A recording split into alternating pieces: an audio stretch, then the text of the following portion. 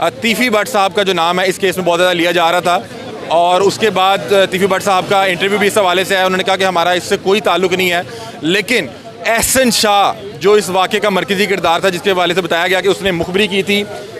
उसके पुलिस की ज़ेर हिरासत इनकाउंटर के बाद दोबारा से तीफ़ी भट्ट साहब का नाम बहुत ज़्यादा जो है वो गर्दिश में था।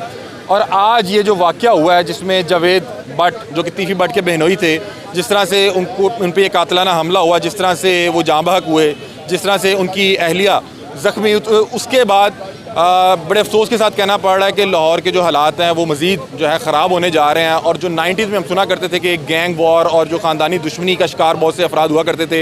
ये पिछले एक हफ़्ते की अपडेट है जिसके दौरान CIA की ज़ेर हिरासत एहसन शाह का मारे जाना, फिर उसके बाद एहसन शाह की मुबैना तौर पे ऑडियो कॉल का वायरल होना और फिर ये इतना बड़ा वाक़या जिसमें जावेद भट्ट साहब बीच रोड पे, अब ये कोई